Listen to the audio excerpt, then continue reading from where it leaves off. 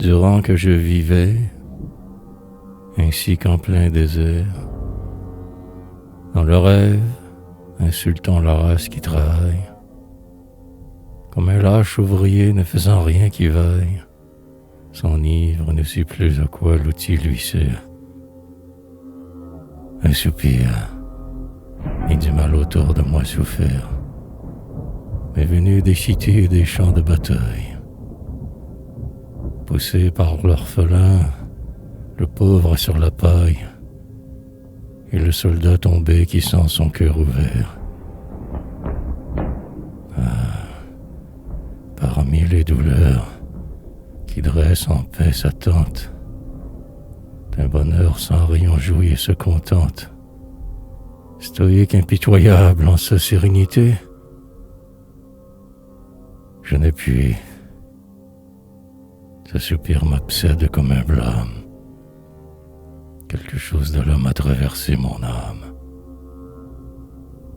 Et j'ai tous les soucis de la fraternité.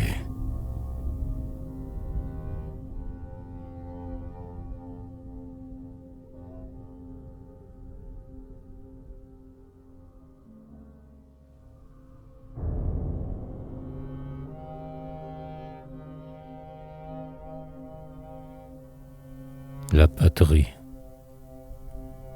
Viens, ne marche pas seul dans un jaloux sentier, mais suis les grands chemins que l'humanité foule.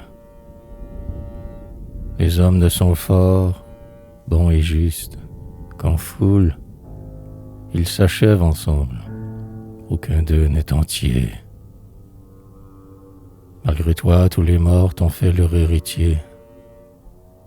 La patrie a jeté le plus fier dans son moule, et son nom fait toujours monter comme une houle de la poitrine aux yeux l'enthousiasme altier.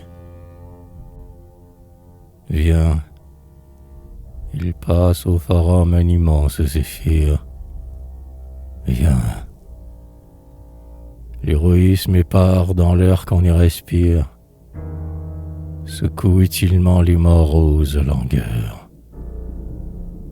Laisse à travers ton luth souffler le vent des âmes, et tes vers flotteront comme des oriflammes, et comme des tambours sonneront dans les cœurs.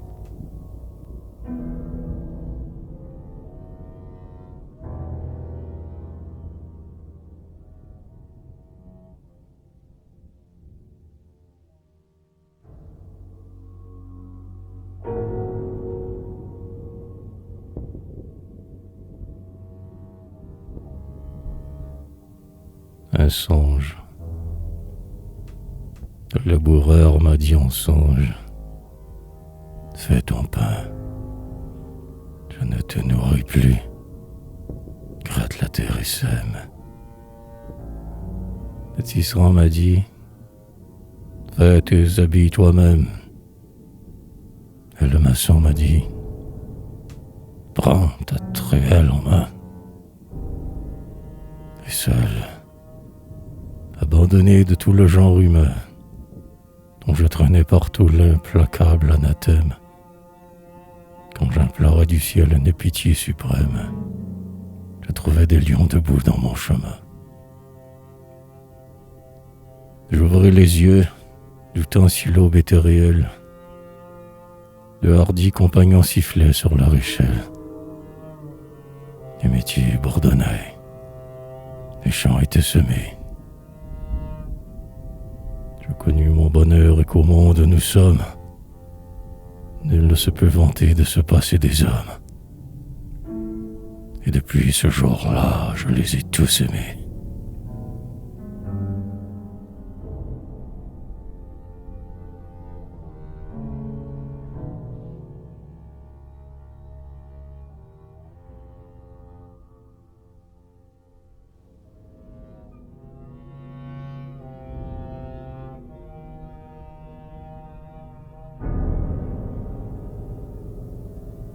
L'axe du monde.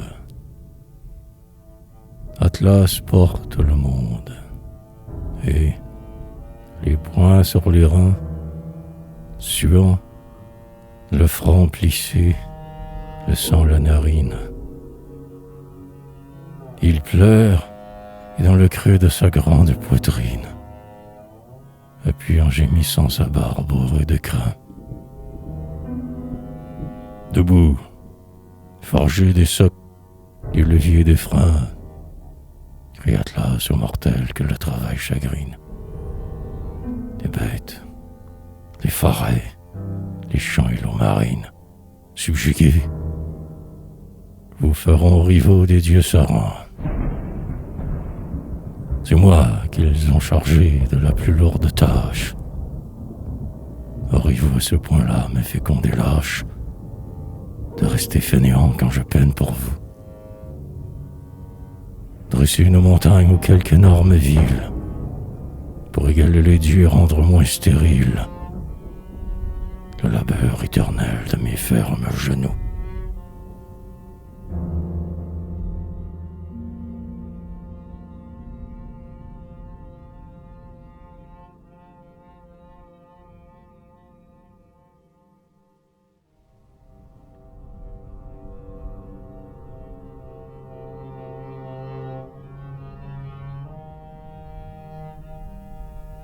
La roue. Inventeur de la roue, inconnu demi-dieu, qui le premier, ployant un souple et ferme érable, créa cette œuvre antique, œuvre à jamais durable, ce beau cercle qui porte un astre en son milieu. Par Orphée et par toi, par la lyre et les cieux, l'espace au marbre lourd n'est plus infranchissable, et nous voyons glisser comme l'eau sur le sable les pierres que leur poids arrivait au même lieu. Quand la terre frémit d'un roulement sonore, l'élite des coursiers dans les enfers t'honore, au souvenir des chars qu'entraînaient leurs grands pas. Mais que la roue charde les pieds te lente. Regarde-la qui vibre et fuit, toute brûlante, d'une rapidité que tu n'inventas pas.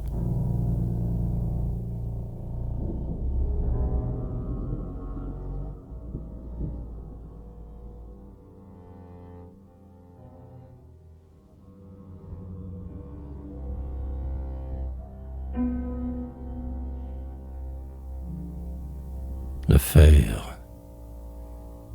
Nous avons oublié combien la terre est dure. Au palan de nos bœufs, le fer tranchant du soc, l'entame en retournant le chaume et la verdure, la divise et soulève un gros et large bloc. Sous la beurre, où les mains saignaient, le fer l'endure, plus souple que l'ormeau, plus ferme que le roc. Il tient sans trahison tant que sa tâche dure, patient sous l'effort, inaltérable au choc. Ô vous tous, bienfaiteurs par amour ou génie, de tous les temps, de race ou maudite ou bénie, sans choix je vous salue, et si j'osais trier, j'admirerais surtout les nouveaux qu'on renomme, mais je proclamerai premier sauveur de l'homme, Tubalcain, l'enfant du premier meurtrier.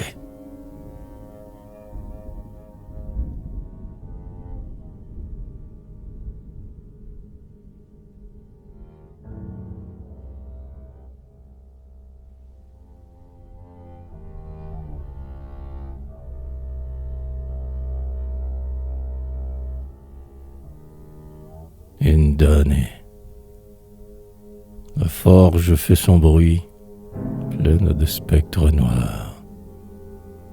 Les pilons monstrueux, la scie âpre et stridente, l'indolente cisaille atrocement mordante, les lèvres sans merci des fougueux laminoirs. Tout hurle, et dans cet antre, où les jours sont des soirs, et les nuits des midis d'une rougeur ardente, on croit voir se lever la figure de Dante, qui passe, interrogeant d'éternel désespoir. C'est l'enfer de la force obéissante et triste, que l'ennemi toujours me pousse ou me résiste, dit-elle. N'ai-je point débrouillé le chaos? Mais l'homme, devinant ce qu'elle peut encore, plus hardi qu'elle, et riche en secrets qu'elle ignore, recule à l'infini l'heure de son repos.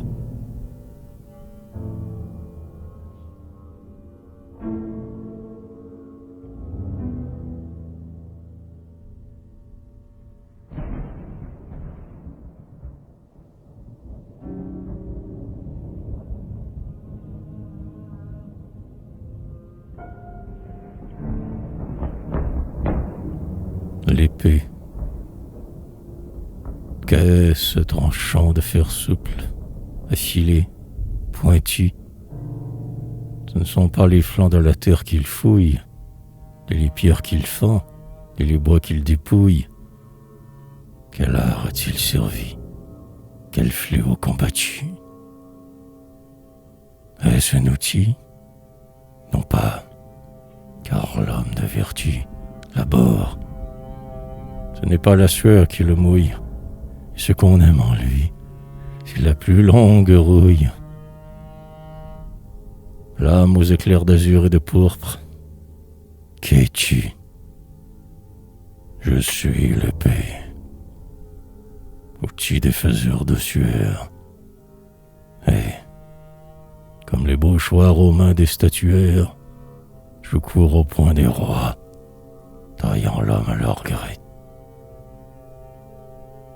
Or, je dois tous les ans couper la fleur des races, jusqu'à l'heure où la chair se fera des cuirasses, plus forte que le fer, avec le droit sacré.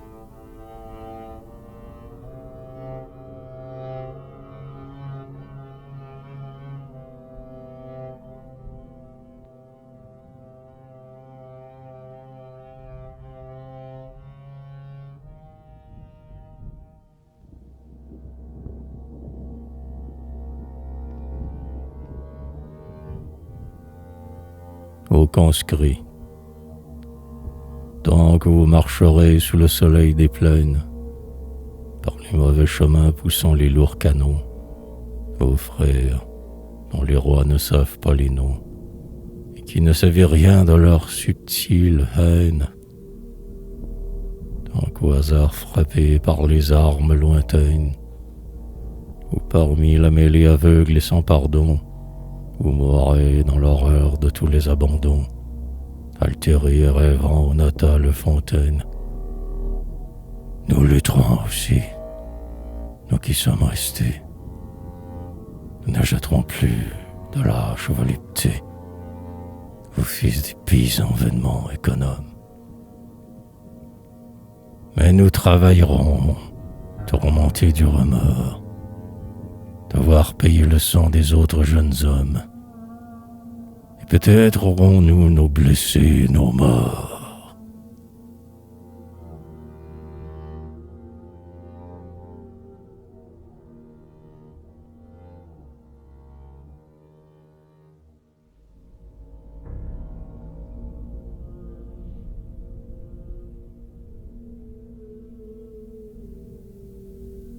Chagrin d'automne.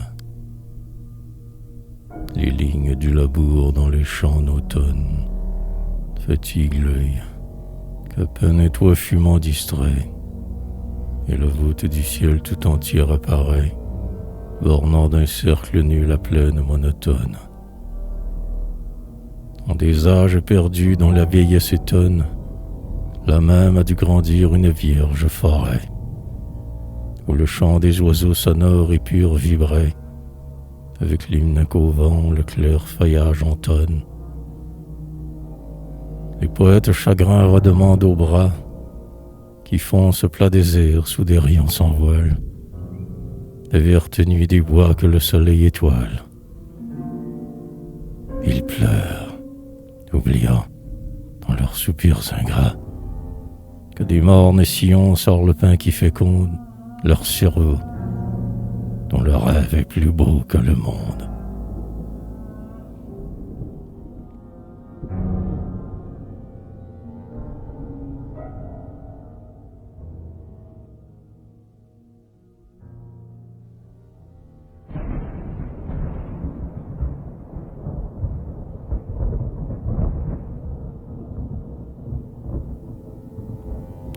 l'abîme. Le fond de l'océan ravit l'œil des sondeurs. Mystérieux printemps, Éden multicolore, qui tressaille en silence et ne cesse d'éclore, aux frais courants, zéphyr des glauques profondeurs. Lourds oiseaux d'un ciel vert, d'innombrables rôdeurs, dans les enlacements d'une vivante flore, et sous un jour voilé comme une pâle aurore, glisse en aspirant les marines odeurs. C'est là qu'immense et lourd, loin de l'assaut des ondes, un câble, un pont jeté par l'âme entre deux mondes, repose en un lit d'algues et de sable nacré. Car la foudre qui erre l'homme aux cieux à la prendre, il la fait maintenant au fond des mers descendre, messagère asservie à son verbe sacré.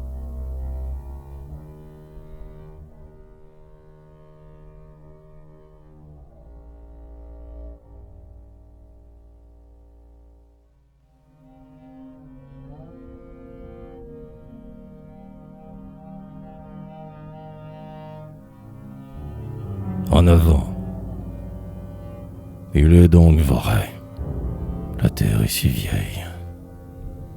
Ah, raconte. Comment elle a trouvé son solide contour. Le vaporeux chaos, sa lutte avec le jour. L'universel meilleur, le sol herbeux qui monte. L'affreux serpent ailé, le pesant mastodonte. Puis l'air pur, le ciel bleu, la rose, Ève, l'amour, le monde entier qui marche en avant sans retour, appalant et certain que son écorce compte.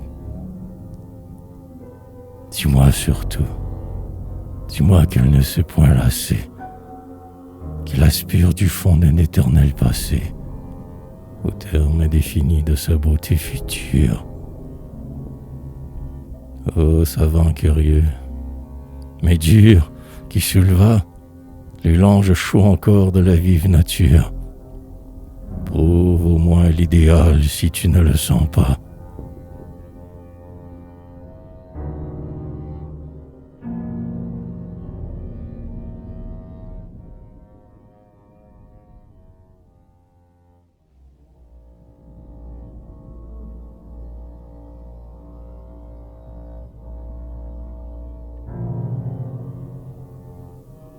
Réalisme.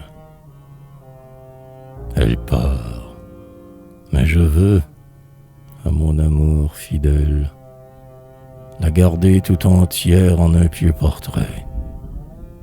Portrait naïf où rien ne me sera soustrait, des grâces, des défauts, cher aussi, du modèle. Arrière les pinceaux, sur la toile cruelle, le profane idéal du peintre sourirait. C'est elle que je veux, c'est elle très portrait, belle d'une beauté que seul je vois en elle. Mais, ô soleil, ami qui la connaît le mieux, qui prête à son cœur, quand nous sommes ensemble, tes rayons les plus purs pour luire dans ses yeux. Artiste dont la main ne cherche ni ne tremble, viens toi-même au miroir que je t'offre imprimé, chacun de ces rayons qui me la font aimer.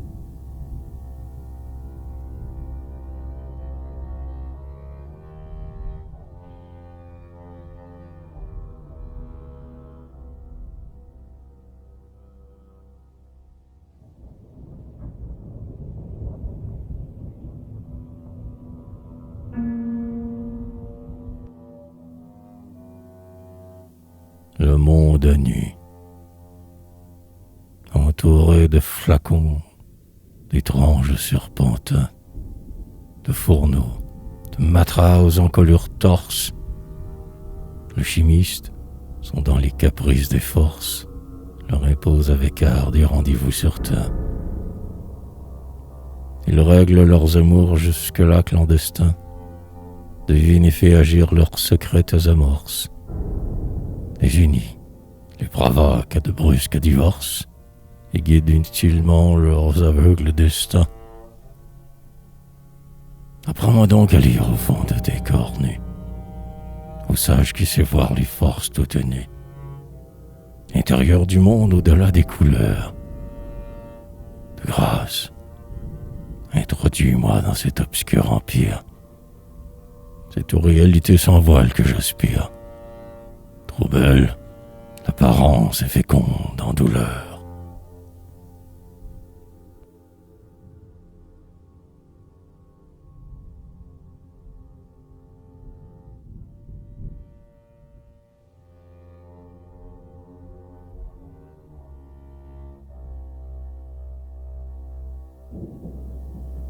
Le rendez-vous.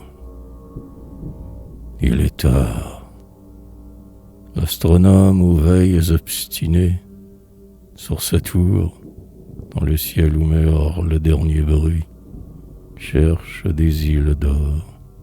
Et, le front dans la nuit, regarde l'infini blanchir des matinées. Le monde fut pareil à des graines vannées, l'épais fourmillement des nébuleuses lui. Mais, attentif à l'astre échevelé qu'il suit, il le somme et lui dit « Reviens dans 1000 années. »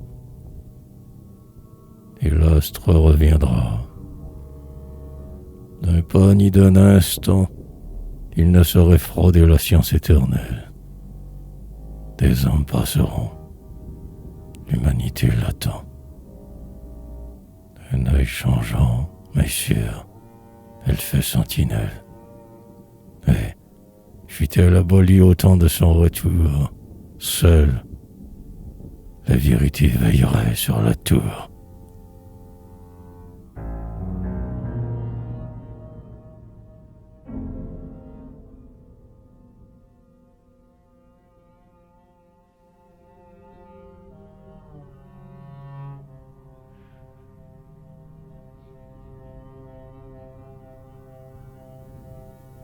Les téméraires. Du pôle, il va tenter les merveilleux hivers. Il part, le grand navire. Une puissante enflure, où souffle d'un bon vent lève, étend la voilure, sur 3 beaux mâts portant 9 vergues entre verres. Il est parti. Là-bas, au soleil, dans les airs, traînant son pavillon comme une chevelure, il a pris sa superbe et gracieuse allure, et du côté du nord gagne les hautes mers. D'un œil triste, je suis au loin son blanc sillage. Il va sombrer peut-être au but de son voyage, par des géants de glace étreints de toutes parts. Et près de moi, debout, l'enfant du capitaine, dans la brise ravie vers la brume lointaine, agite dans son cœur d'aventureux départ.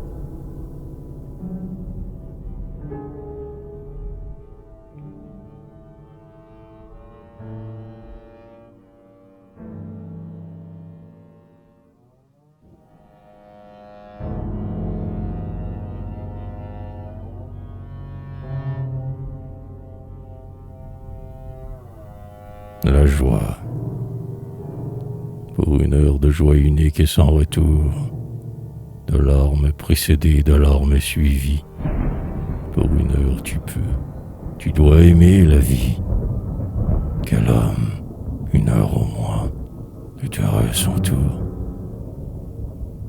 Une heure de soleil fait bénir tout le jour, et quand ta main serait tout le jour asservie, une heure de tes nuits ferait encore envie aux morts qui n'ont plus même une nuit pour l'amour.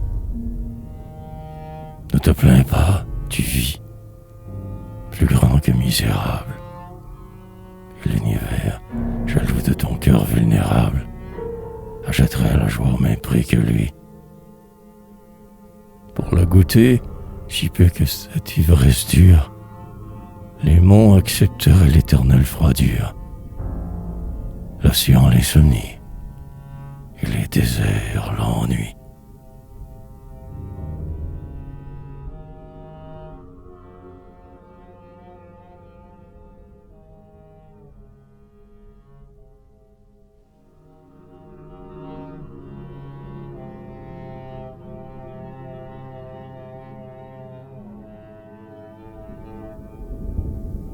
Ô désir, ne meurs pas encore, ô divin désir, qui sur toute chose va battant de l'aile et devient plaisir dès que tu te poses. Rôdeur curieux, es-tu là d'ouvrir les lèvres, les roses? N'as-tu désormais rien à découvrir au pays des causes? Couvre de baisers la face du beau, jusqu'au fond du vrai porte ton flambeau, fils de la jeunesse. Encore des pensées, encore des amours, que ta grande soif s'abreuve toujours, et toujours renaisse.